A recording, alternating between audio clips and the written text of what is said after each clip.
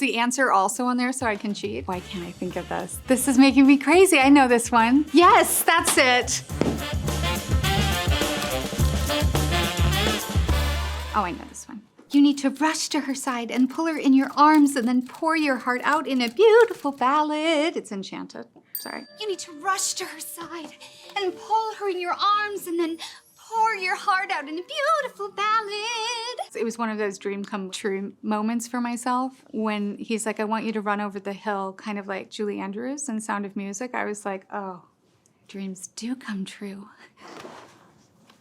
What's the S stand for? That is for Man of Steel. She was pretty cheeky when she said this line. I didn't quite realize I sounded that cheeky until I watched it back.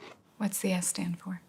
I always sort of pretended to play her when I was watching Margot Kidder. I had a lot of brothers and there was a lot of underoos. I don't know if you guys remember underoos. They looked like superheroes and they were like these pajama/underwear sets. So there was a lot of like towel capes and I would be like, well, I'm Lois Lane. Like I was always Lois Lane. So it was something that I'd always wanted to do. And then when Zach approached me, I was like, yes, absolutely.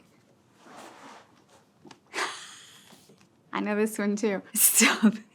Stop calling me an MTV girl, whatever the fuck that means. That's from The Fighter, because Mickey's sisters call me an MTV girl, whatever the fuck that means. Stop calling me an MTV girl, whatever the fuck that means. I ran out of swear words. There was one point where I was leaning outside of the window, swearing at Christian Bale's character, Dickie, and David O. Russell was just like, think of some more. And across the street, they actually had hired a pastor to be the pastor walking the dog. And I just kept being like, sorry, Father, sorry, Father. I mean, just in that scene, I was like 10, 20, 30 maybe. I'm not sure, but a lot. Thank you. Now that's a proper introduction. That is from Arrival. Now that's a proper introduction. That scene, I wasn't looking at anything. I had a piece of glass that I had to put my hand on. But Denis did such a great job sort of drawing the intimacy of the relationships that we were developing with Abbott and Costello and developing a sense of awe and kind of understanding of where they were at any given moment. So we were just all in this like really beautifully meditative space while making it. Oh. I bet she is thin. I bet she's prettier than I am too. Now I'm gonna hate her. Can't wait. That's Junebug. I bet she is thin. I bet she's prettier than I am too.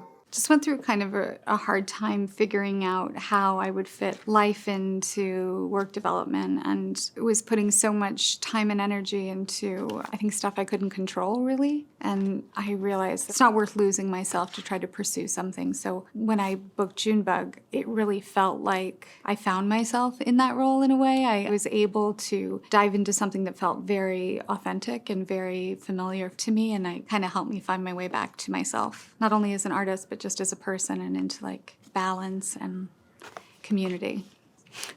Do you ever feel like your life has turned into something you never intended?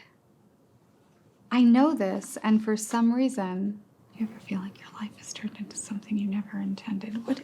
Why can't I think of this? This is making me crazy. I know this one. Hold on, why can't I think of it? But why did my brain stop working? I absolutely remember saying this line. And for some reason, I'm like, has the movie come out? Yes, that's it. Sorry, Tom. I could see it, I just couldn't say it. Do you ever feel like your life has turned into something you never intended? So I love fashion, but I'm just a lot more casual of a person, I suppose, in my day-to-day life. But with him, I think the thing that I love so much about working with him is he infuses himself into each of the characters in a certain way. Watching him gave me sort of an understanding of how he saw the character because he would almost play it through his direction. And it was really wonderful to participate in because it gave me such a different sensibility and posture and a different perspective on the character, getting to watch him and have the conversations with him about her. So that was what I loved a lot. And he also like reads really beautifully. He would always be like, is that how you read? Because I'd be reading. He's like, that's how you're gonna read. Sorry. And so, yes, he reads with a beautiful long neck, thankfully. Otherwise, I would have looked like this in Nocturnal Animals. Ah, yeah. You're nothing to me until you're everything. That's American Hustle. I say it to Christian Bale. I'm wearing a beautiful white coat and a hat. You're nothing to me until you're everything. I think I have one of the dresses I wore at the disco, but I never really wear anything I wear as a character again. I feel like once I play that character, well, that's not entirely true. I have some shoes that I've borrowed from a couple sets. I'm not stealing anything. I'm not that person, no. This sounds weird. I'm not getting out of this. I'm like, I borrowed them. You know, it was interesting because she was so kind of wounded and in a really vulnerable place and like required, and the way that David works is very immediate and present. So it just is very immersive. So sometimes that can get intense, you know. So luckily I had my daughter at home. So, you know, at the end of the day, there's nothing like your kids to pull you out of work in that way. I think people buy art because it touches them. I think this is Big Ice. Yeah. I think people buy art because it touches them. That's the shoes that I have. It's the sandals she wears, a little tie back. And I still have them, and I have worn them all the way out. I haven't painted in a while. I can paint, not well, but I do love to push around the acrylics every once in a while. Let's be honest, it was like a paint by numbers. What I really liked is she held her brush in a very specific way. And in holding the brush in that way, I discovered I could actually draw and write and paint differently. And I guess I had always been, when do we ever think really about how we are holding a pencil? So when I changed the way I held things, it was a much more fluid line. It's unsettling to look at people with suspicion. I feel less close to God. That's doubt. It is unsettling to look at people with suspicion. I feel less close to God. She's wonderful. She's professional. She's a leader. She's a mentor. She's kind of set a bar for me, not only as an actress, but as all of those things, as a professional, as a mentor. You know, aside from the obvious ability that she has as an actor, she just has this ability with humans to just kind of infuse them with her warmth and her intelligence. It's just wonderful to be around. Oh, what is this one? Put them in the wash, they'll be grand. Okay, just because of the wording, I'm thinking it's leap year.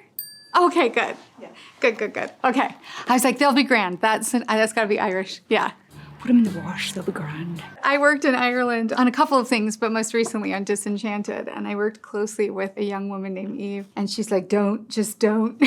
Please don't do it. It started because I was saying things like about the crack, and she's like, oh, just don't try to do it, Amy. Yeah. I mean, I love Dublin. I like all the other towns, but at the time in my life, it was just so magical to be there with my now husband. He came over and exploring Dublin. Okay. Oh, I am signing up because I always watch the pageants on TV and my boyfriend thinks I'll win. That is my very first film, which was Drop Dead Gorgeous. I promise I don't watch my films over and over again. I'm not sure how I'm remembering all of this because I literally watched them like once or twice years later. You know, I always watch the pageants on TV and my boyfriend thinks I'll win. I mean, since I've always been into the arts, and I actually wanted to be a doctor, but I couldn't pass chemistry. Spent a little bit of time devastated, and then sort of like leaned into the performance aspect of my life and started as a dancer, and kind of realized that the thing that I leaned into as being a dancer was like expression and the storytelling. And so I think that led naturally to acting. So I was actually working at a dinner theater in Minnesota when I was cast in Drop Dead Gorgeous, but I never thought that I would come out here and be lucky enough to have the career that I've had and work with the people I've worked with. That wasn't on my radar. I had no idea what I was doing, but I had a lot of fun.